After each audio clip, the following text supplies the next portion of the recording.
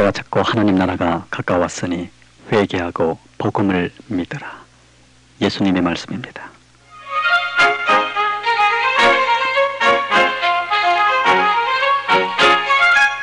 오늘도 주님과 함께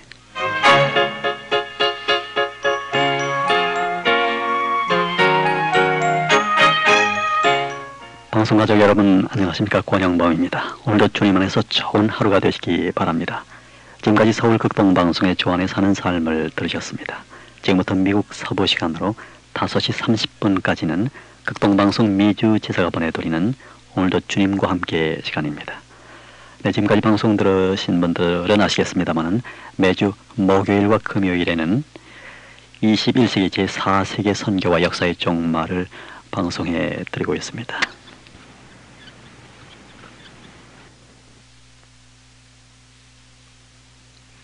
목사님 안녕하십니까? 예, 안녕하세요, 목사님. 예, 지난 시간에는 그 제4물결 경제의 미래 경제학적 그리고 성서적 조명 예. 이것을 말씀을 해주셨습니다. 그런데 그 경제의 성서적 견해 가운데 예. 제4세기 전반에 대해서는 이미 말씀을 해주셨고요. 예. 그리고 이제 그 제4세기의 후반에 대해서 예. 말씀을 못하고 저희가 마쳤거든요. 네네. 그래서 오늘 이 시간에 먼저 제4세기의 그 이제 후반에 대해서 말씀을 해주시고 그리고 이제 또 다음 그 종교의 물결에 대해서 또 생각해 보도록 그렇게 하겠습니다. 예. 제4물결 경제에 대해서 우리가 전망해 보는 건데요. 예. 경제학적으로 볼 때는 우리가 대개 그래도 상당히 청신으로 이렇게 받아들이는 것으로 지금 나와 있거든요. 그래서 앞으로는 경제가 발전되는데 정치의 발전과 보조를 맞춰서 이는 더 이상 공포의 정치나 공포의 경제가 아니라 행복을 갖다 줄 것이다. 그런 전망들을 하는 학자들이 있으니까 경제학적으로 우리가 그렇게 한번 생각해 보았습니다. 그런데 성경적으로 볼 때 지난번에 말씀드린 그 4세계 중에 전반기, 이 전반기 부분에서는 바로 이들의 이야기를 어느 정도 우리가 수긍할 수 있다 그렇게 받아들였어요. 다시 말하게 되면 그 당시에는 이제 경제가 발전이 되면서 이런 여러 가지 추세로 봐서 이제 경제가 부흥될 수 있는 가능성을 가지고 있다고 볼 수 있기 때문에 바로 전반기에는 아마 경제에 대해서 큰 그 뭐 어려움이 온다든지 이런 그런 좀 없지 않겠는가 그렇게 전망을 해봤죠. 또 이제 제4세기 선교가 진행되고 있는 것을 보면은 아직도 결론 경제적인 그런 환란이 없을 것이 아니냐 그렇게 내다봤습니다. 그런데 이제 그 제4세기 중에서 전반부를 지내서 후반에 들어가게 되면 여기에는 이제 좀 문제가 달라집니다. 두 가지 이유로 경제, 특별히 세계 경제는 일부 세상 권력자들을 제외하고 대부분의 사람들이 기아 상태에 허덕이지 않을까 그렇게 생각을 하고 전망을 해봅니다. 제가 오늘 이제 이 방송 때문에 차를 타고 오는 길에 방송을 들어보니까요. 지금 미국이 한 30년 동안 호황을 누렸지 않습니까? 그렇죠. 그런데 이제 2000년, 21세기가 되면 아마 30년 내로 한 3천만 명이 기아로 굶어 죽을 그런 상태가 올 것이다라는 그런 그 충격적인 그런 이제 뉴스 보도를 제가 접해봤어요. 아마 그런 것들이 다 여기 통하는 일들이 아닐까 하는 생각이 됩니다. 그렇습니다. 그죠. 제4세기 후반부에 들어가게 되면 이제 크게 두 가지 이유로 상당히 어려운 상태로 들어가지 않겠느냐. 첫 번째는 이제 주님께서 예언을 했거든요. 마태복음 24장 7절과 요한계시록 6장 8절 성경에 보면 처처의 기근이 있을 것이라고 그랬습니다. 그리고 대환란의 시기로 들어오는 거기 때문에 이미 대환란으로 들어올 때는 정치적, 경제적, 사회적으로, 종교적으로 아주 혼선이 일어나고 굉장한 고통이 따르게 되어 있거든요. 예수님께서 말씀하신 그대로 처처의 기근이 있을 것이라고 했으니까 이제 말세 종말의 징조 중에 대표적인 징조가 기근이니까 그 기근이 올 때가 있지 않겠느냐. 그때를 우리가 예상해 본다면은 제4세기 후 후반에 들어서는 틀림없이 세계가 경제적인 곤경에 처하지 않겠느냐. 그것을 내다볼 수가 있죠. 기근이 오면 그렇게 되겠죠. 물론 뭐 부분적으로 1930년대에 무슨 세계 경제공황도 있었지만은 그건 종말론적이라기보다는 이제 부분적으로 시대적인 상으로 나타나는 거니까. 그리고 이제 오는 경제공황이라고 할 때는 이건 아마 그 종말론적인 것이 아닌가 이렇게 생각을 하게 됩니다. 그렇겠죠. 그 다음에 두 번째 이유를 생각해 보게 되면은 난리의 소문이 일어난다고 그랬어요. 주님 말씀이. 그건 무엇을 의미하냐면 정치적인 불안입니다. 그럼 정치적인 불안에 뒤따라오는 경제적인 문제 어떻게 됩니까? 이건 불안해지는 거죠. 경제 혼란이 올 수밖에 없다는 거죠. 정치가 안정되지 않았는데 경제가 안정될 리가 없습니다. 그렇죠. 이런 것을 볼 때에 결국 굉장히 이제 후반기에 가서는 경제의 그 혼란이 오지 않겠느냐 이렇게 내다보는데 이것은 현재 진행되고 있는 새 세계 질서, 뉴 월드 오더, 그거하고 또 새 국제 경제 질서라고 하는 게 있어요. 뉴 인터내셔널 이코노미컬 오더라고. 이러한 질서로 지금 자리를 잡아나가면서 세계가 단일 정부로 수립돼 나갈 가능성이 크다고 하니까 만약에 그렇게 된다 그러면 그것이 바로 큰 바벨론이 된다는 것은 성경에 있는 말씀 아닙니까? 그렇게 된다면 그 사단의 조정 세력인 적그리스도의 통치로 인해서 성도들에게는 무서운 환란이 오게 될 것이다.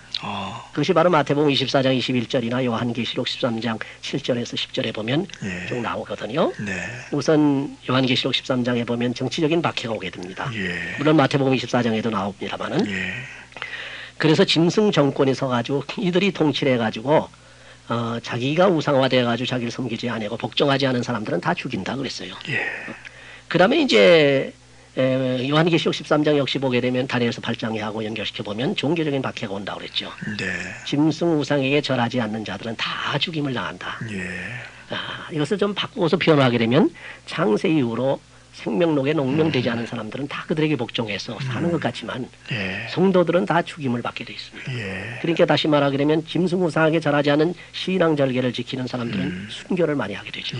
그런 경우가 한다는 거죠. 여기에 따라서 오는 박해가 뭐냐면 경제적인 박해입니다. 역시 요한계시록 13장에 보게 되면 666수라고 하는 그 짐승의 수를 받지 않으면은 매매도 못한다고 했거든요. 그러니까 이때는 바로 어느 때냐면 제4세기 후반기 전반기에 선교의 물결이 치다가 두 종이 짐승이 죽이는 그 짐승으로 인해서 죽임을 당하고 그러고서 이제 복음운동과 선교운동이 끝나면서 아주 그저 박해 시대, 환란 시대, 대환란 시대, 적그리스도 통치로 들어가니까 그때 가게 되면 자연히 우리 경제적으로 문제가 생기는 거예요. 여기서 지금 이제 우리 한간의 교역자들 중에서 이런 얘기들이 오고 합니다. Y2K의 그 환란설을 많이 얘기합니다. 그래서 Y2K의 그 신드롬이 지금 많이 퍼져 있는데 물론 이 문제에 대해서는 지금 시간 관계로 우리가 자세히 이렇게 언급하기 어렵고 어쨌건 Y2K의 그 프라브롬이 없는 것은 아니죠. 뭐 목사님 아시겠지만 뭐 미국에서는 85% 내지 90%, 95%막 거기다 해결됐다고 하지만은 다 같이 미국같이 그렇게 되지 못했을 거 아니냐. 그렇습니다. 그런 생각이 들어가는데 Y2K 디소더 또 Y2K 디스터번스 이 혼란이 오게 되면 이게 종말이 아니냐 뭐 이렇게 얘기하는 사람들이 많아요. 그러나 저는 아직까지 거기에 대해서는 그렇게 전적으로 동의하기는 좀 어렵고 어쨌건 앞에서 말씀드린 대로 예수님의 말씀과 바울 사도의 예언을 바울 사도의 말을 우리가 인용해 보게 되면 분명히 이러한 경제적인 징조들 또한 기근이라든지 무슨 지진이라든지 이러한 천재지변이 일어나야 된다 또 일어나리라. 그렇지만은 끝은 아니고 재난의 시작일 뿐이다. 그 후에 이제 뭐냐 하게 되면은 만국의 복음의 전파가 다 돼야 그때야 끝이 오리라 그런 말씀하고 뭐 너희들이 영으로 받았다 뭐 무슨 계시를 받았다 뭐 편지로 받았다 누구에게 들었다 이런 것에 절대로 흔들리지 말라. 마지막 때 불법이 성행하는데 배도자가 나타나기 전에는 이르지 아니하리라. 이건 바로 적그리스도가 이제 세계적인 적그리스도 나타나기 전에는 안 된 그 일이 아니라 안 되는 거거든요. 이런 걸 보면 아직 이제 적그리스도의 세상에 안 왔으니까 그러니까 이제는 우리가 666수 받는 그 시대는 아니지 않느냐. 이제 앞으로 이 시대가 오겠죠. 666수라고 하는 이 신비적인 숫자. 예. 뭐 이건 뭐 해석이 구구합니다. 네네. 어쨌건 우리가 신비적인 숫자라고 볼 수밖에 없지요. 사람의 수라고 그랬다, 짐승의 수라고 그랬다, 짐승의 또 이름이라고 그랬다. 맡겨내 놓으니까 성경에 보면 신비적인 숫자가 많으니까 어쨌건 이 숫자를 받는 상태에 들어가는 그런 시대가 온다고 할 때는 후반기입니다. 그러니까 제4세기 후반기인 적그리스도가 통치하는 시대이기 때문에 그때는 이런 일이 일어나서 정치적인 박해, 종교적인 박해, 경제적인 박해가 같이 오는 겁니다. 정경종이 통합된 세력이 통치하는 거니까. 그러니까 이제 이런 시대의 정황으로 보아서 제4물결 경제가 아무리 성공의 가능성으로 간다 하더라도 성도들에게는 아마 그리 희망적인 것이 되지 못하지 않을까 이렇게 전망을 해보고 그 이유는 종말에 형성될 지상의 정치와 경제와 종교의 통합 세력은 마지막 환란의 도구로 사용되는 것입니다. 하나님께서 적그리스도의 공동체니까 이 시대가 와야 되지 않겠느냐. 그때야 이제 물론 환란이 와서 경제적으로 공황이 오고 뭐 하지 않겠냐 이런 생각을 좀 해봅니다. 네, 그렇군요. 그러면은 이제 우리가 세계 역사의 물결 가운데에서 문명의 물결, 또 정치의 물결, 경제의 물결까지 지금까지 생각을 해보았습니다. 그렇죠. 이제 그 3대지로 종교의 물결에 대해서 오늘부터 생각해 보겠는데요. 뭐 종교 그러면 그 안에 여러 가지 종교가 있습니다만은 우리는 이제 이 청취자들이 다 기독교인들이기 때문에 특별히 우리 기독교의 물결에 대해서 중심으로 해서 좀 생각을 했으면 합니다. 그래서 오늘 목사님께서 종교의 물결을 여기에 대해서 좀 잘 말씀해 주시면 고맙겠습니다. 오늘 뭐 세계 종교 중에서 기독교의 물결은 인류의 종말을 정확히 예언해 놓은 종교로서 유명합니다. 물론 다른 종교들도 말이죠. 예를 들어서 많은 종파들이 있잖아요. 그런 종교들에서도 거의 예외 없이 종말에 관해서 예언을 하고 있습니다. 그러나 우리 기독교만큼 정확하게 미래에 관해서 예언한 종교는 하나도 없습니다. 오늘 이 시간에는 기독교의 핵심 메시지가 되는 복음의 물결이 예루살렘에서 시작된 이후 유대와 사마리아와 그리고 이방 땅인 소아시아를 거쳐서 전 세계로 흘러넘친 복음화의 물결을 따라서 추적해보는 것이 아마 우리에게 크게 유익이 되리라 생각이 됩니다. 예수께서 제자들을 통해서 하나님의 교회를 세우셨습니다. 그리고 성령을 받아서 땅끝까지 복음을 전하도록 명령을 하시고 승천하신 후에 제자들에게 교회 설립과 선교운동을 통해서 기독교회가 전 세계적으로 확정되어 나가는 것을 볼 수가 있습니다. 그러므로 여기 우리 예수님께서 하신 말씀 그대로 너희는 가서 모든 족속으로 제자를 삼아 아버지와 아들과 성령의 이름으로 세례를 주고 내가 너희에게 분부한 것을 가르치게 하라. 볼지어다 내가 세상 끝날까지 그래서 세상 끝날까지 너희와 함께 있으리라. 마태복음 28장 19절에서 20절에 있는 말씀이거든요. 이 말씀으로 명령을 하시고 이 말씀으로 명령하시고 승천하셨거든요. 이것이 바로 예수님의 우리 주님의 지상명령입니다. 그래서 이 지상명령을 따라서 하나님의 복음이 전파되어 와서 이 복음화의 물결이 온 세상을 지금 뒤덮고 있습니다.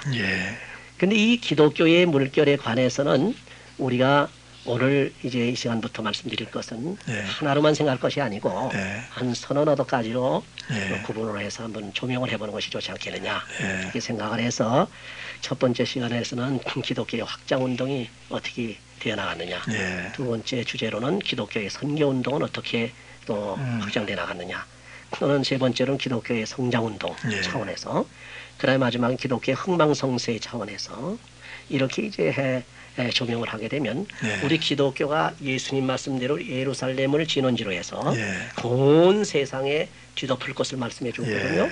목저자씨 알 모양으로 비유 모양으로 조그만 씨가 크게 자라서 뒤덮는 것 모양으로 그렇게 뒤덮는 기독교의 물결 다시 말하게 되면 복음의 물결 이 물결이 어떻게 확장돼 나갔는가를 이 복음화의 물결을 따라서 살펴보는 것이 아마 굉장히 유익하리라고 생각을 합니다. 그렇겠습니다.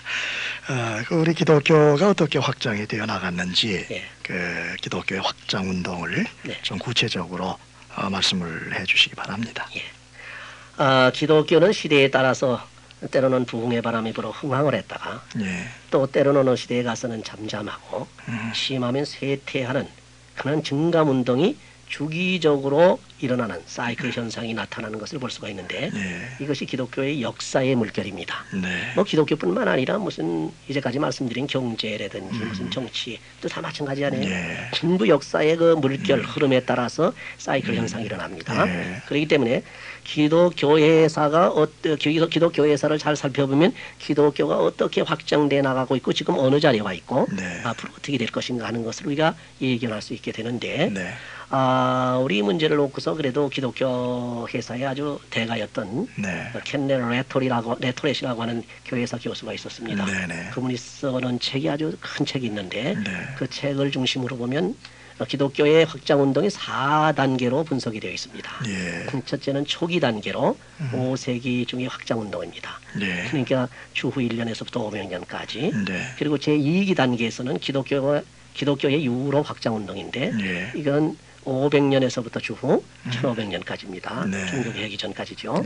그 다음에 이제 제3세기는 제3세기간의 기독교 확장운동이라고 해서 1500년 이후 1815년까지 그 다음에 제4기는 위대한 선교의 세기라고 해서 1815년에서부터 1914년까지 이렇게 구분을 했습니다. 그래서 이분의 구분이 하나의 기초가 될 수가 있으니까 한번 살펴보는 것이 좋습니다. 그래서 첫 번째로 생각해 볼 것은 초기 시대 이 시대를 5세기 중의 확정운동이라고 합니다.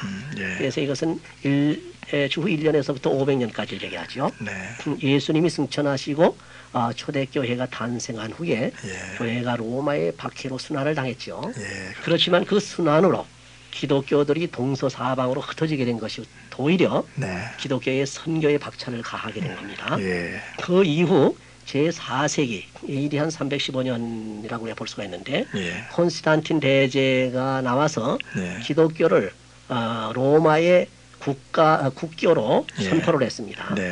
그래서 기독교 국가로 로마를 선포함으로써 박해에 대한 리액션으로 완전히 기독교의 승리를 가져오게 된 겁니다. 그렇죠. 그리고 이 기간에 기독교는 교리적으로 완전히 체계화되는 그런 기간을 갖게 됩니다. 특히 2, 3세기에는 우후죽순으로 일어났던 이단들이 많았죠. 아시다시피 이단에는 노스틱, 다시 말해 그노시스파, 영지주의라고요. 또 아리우스파라든지 사베리안파라든지 알로기파, 에비온파, 뭐 많죠. 도케티즘, 뭐 많은 파들이 나왔는데 이러한 파들이 나옴으로 인해서 여기에 대해서 이 교리를 확립시켜야 되겠다. 이거를 갖다 변증하기 위해서 변증가들이 많이 나왔어요. 디펜스하기 위해서. 그렇죠. 그렇기 때문에 이때 디펜스하는 과정에서 기독교의 교리가 정립되기 시작해서 삼일체 교리가 정립이 됐고 기독교의 그리스도론 교리가 또한 정립이 됐죠.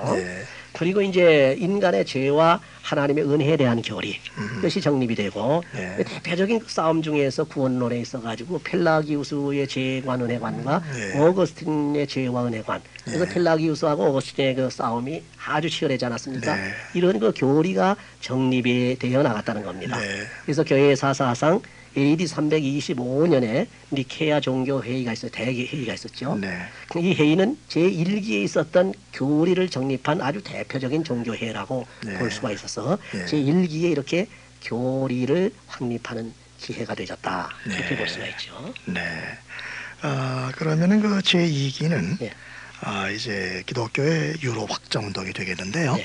그러니까 이제 500년에서 1500년까지 또 이 시대를 우리 교회사에서는 중세사라고 이렇게 부르고 있지 않습니까?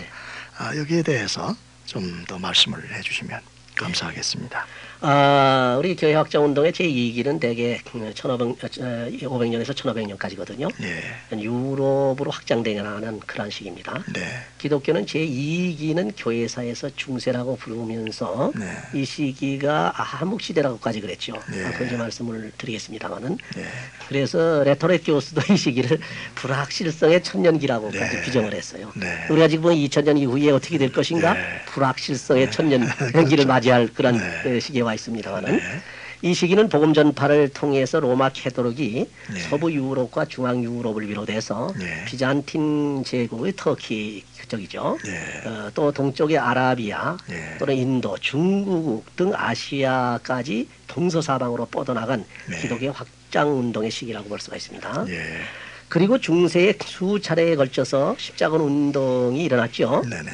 그 운동이 일어났지만 이 실패를 했어요. 네. 물론 실패의 원인 결과가 나타나 있습니다만은 예. 그 문제에 대해서는 우리가 차치하고 네. 한 가지 여기서 십자군 원정으로 인해서 나타난 그 효과, 영향 예. 이것을 보게 되면 가장 중요한 게 있습니다. 네.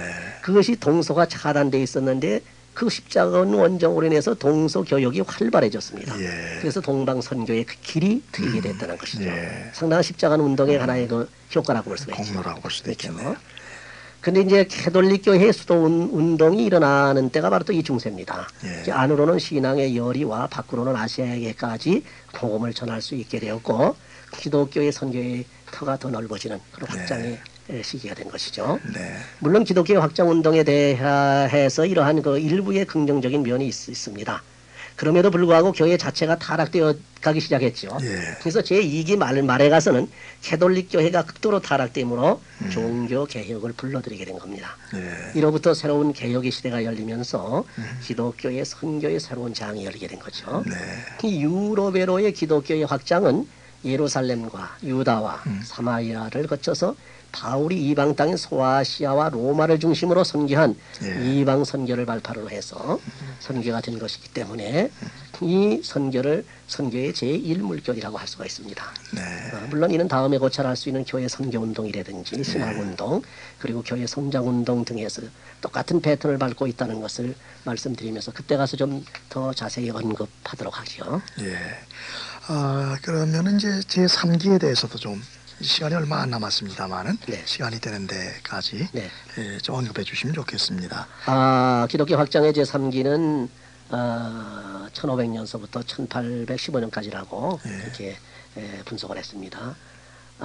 레토네 교수에 의하면은 이 기간을 유럽에서부터 시작해서 아메리카와 라틴 아메리카 그리고 아시아까지 기독교가 확장되는 그런 시기라고 합니다.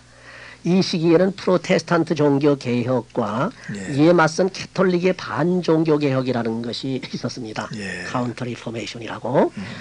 기독교에서 프로테스탄트에서 지금 개혁을 일으키고 나오는데 예. 우리가 안 되겠다. 집안 단도리를 해야 되겠다. 예. 우리 가만히 있어 안 되겠다 해서 일으킨 것이 캐톨릭의 반종교 개혁입니다. 제수익이라고 그러죠? 제수윗의 그 운동이 아주 거기에 굉장한 예. 주도 역할을 네, 했죠.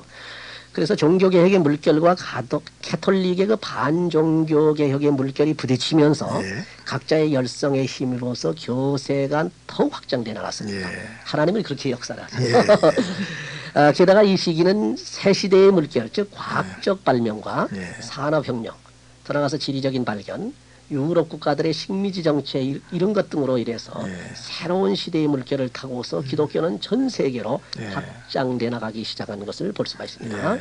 이 시기는 스페인과 포르투갈, 프랑스 예. 그런 데에서 이제 아메리카를 진출하는 시대입니다. 네. 캐톨릭 교회가 기독교회가 카나다와 라틴 아메리카 그리고 소인도 제도를 정복해 나가서 네. 지금 이 미국, 남미 같은데 특별히 그 포르투갈이라든지 네. 또는 어디 스페인 예. 그 사람들이 와서 정착을 해가지고 예. 된 데 아닙니까? 네.